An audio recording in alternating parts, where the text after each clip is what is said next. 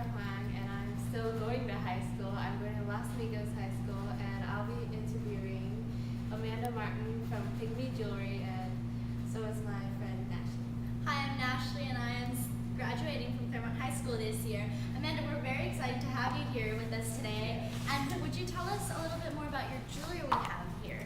Alright, so I'm Amanda Martin. I'm the owner of Pygmy Jewelry. You can go to pygmyjewelry.com and shop for your own Pygmy Jewelry. I started this business when I was 13 years old, and I'm 20 now, so I have owned it for 7 years. I sell it in numerous boutiques around the Los Angeles area. The most notable of which is Popular, which is in Calabasas and Agora and Thousand Oaks. And is there anything else? So I started selling them in this boutique called Popular in Calabasas. That was the first store I ever sold in. And I actually walked in to sell it, and the owner pointed it out to me before I even offered. She was like, "Oh, that's such a cool necklace you're wearing. Where'd you get it?" And I was like, "Funny thing, I made it. Would you like to sell it here?" And she said yes. And then I brought more in later that day, and they just started selling really quickly, and I started making a lot of money. So I started giving to the charities that I researched the charities. I looked up, exactly what I wanted to give to, which was those kids. And at the time, American Red Cross was doing a lot of stuff for that. So I gave to American Red Cross and Oxfam, and that's expanded over time as well.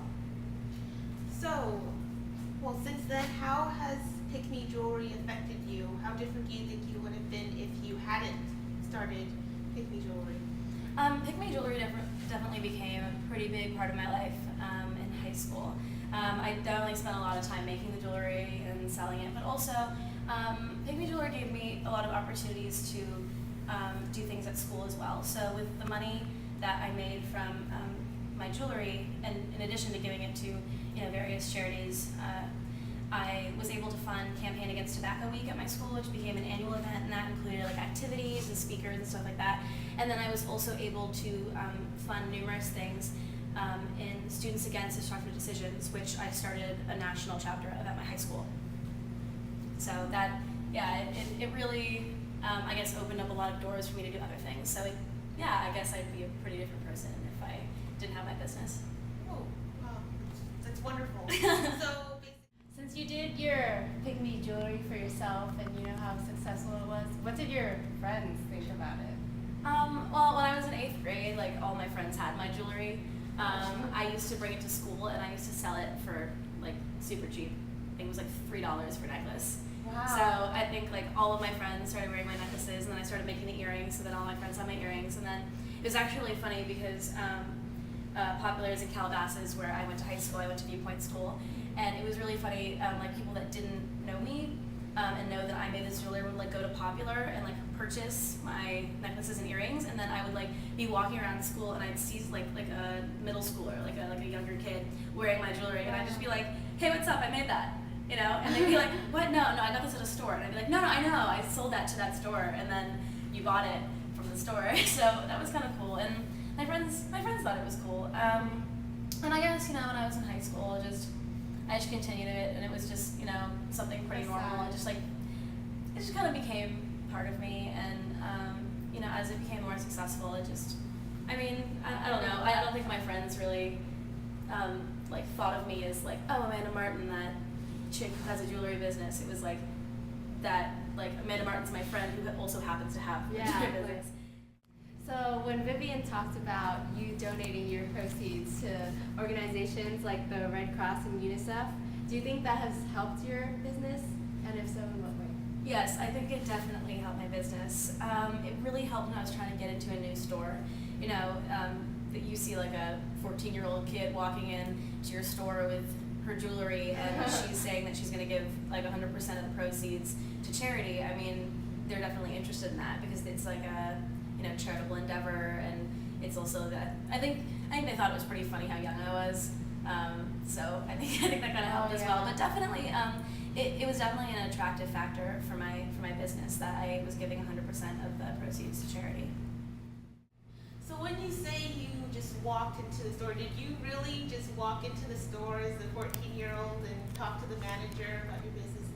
And have you maintained a good relationship with them since then?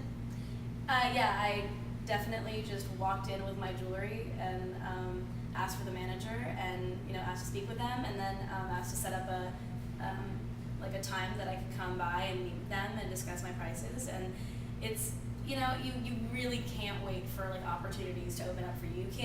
You can't like wait on the world to like give you an opportunity. You just like have to go out there and like put yourself out there. And I think one of the biggest things I can say is that you can't be afraid of disappointment. Like if you go and create a possible opportunity for yourself and then they reject you, like you have nothing to lose. Just walking in somewhere or just start making phone calls. Like depending on what you want to do, just send emails, make phone calls, just do everything in your power. And if you try hard enough, something will work out. And I definitely went to a lot of stores and they said no, we're not interested. But a lot of them said they were interested.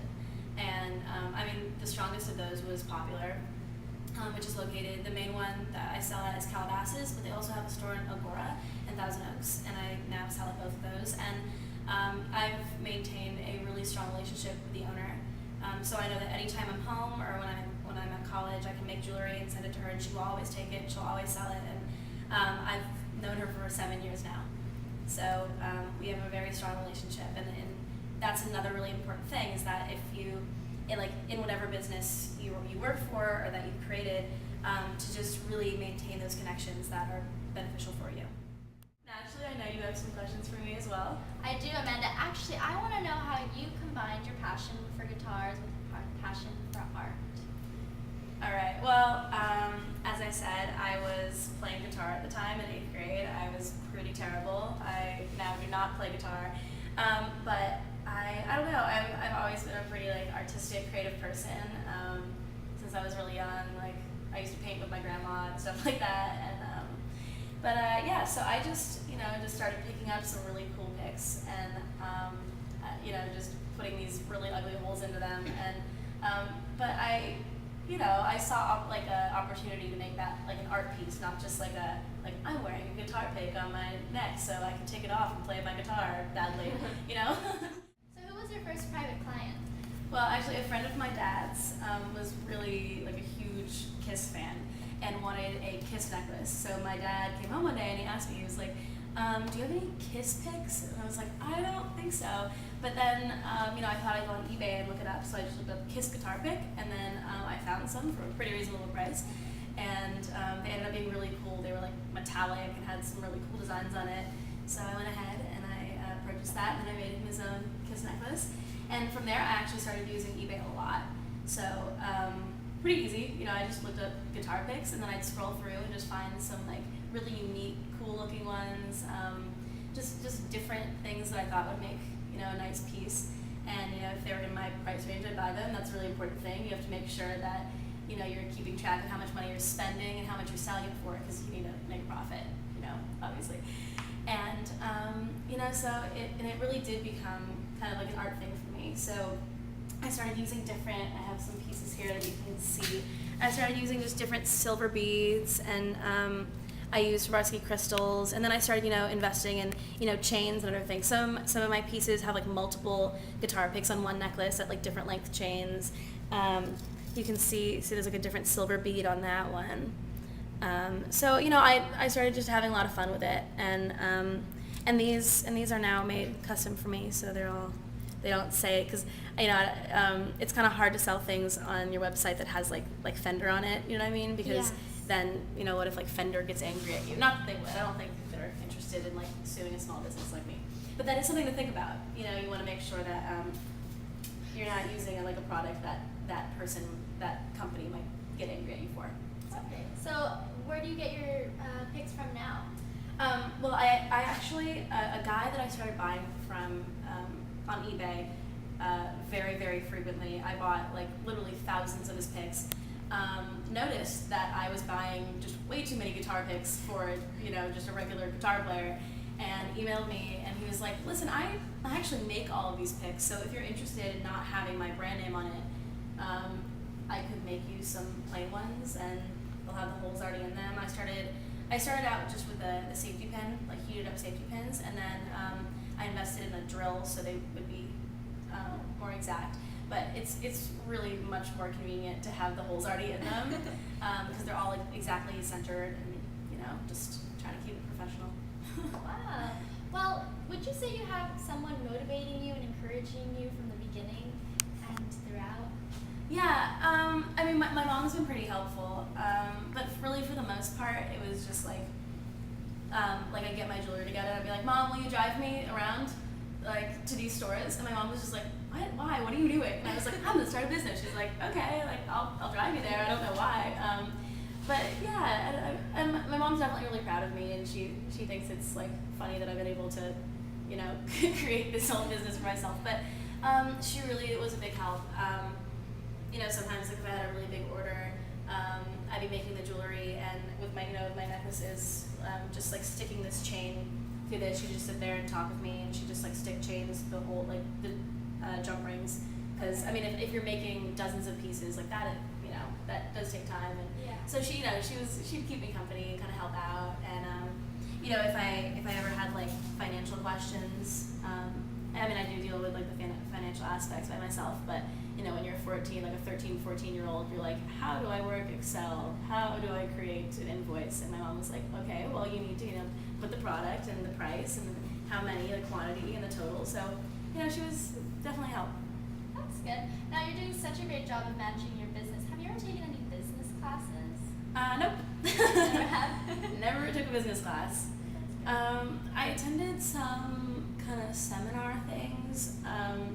Actually, my junior year of high school, I was one of 25 students to win a global competition of like the future 25 business leaders of America. It was Bentley College, and my school nominated me, so I won. Wow. And so they like flew me out to Boston, and I got to hang out with these like 24 other amazing kids. They were doing amazing things, and so I attended a bunch of like speakers, seminars, and stuff like that, and I got to like mingle with these really like top dog like business people. It was pretty scary, and but it was really inspiring because you got to know what they were doing.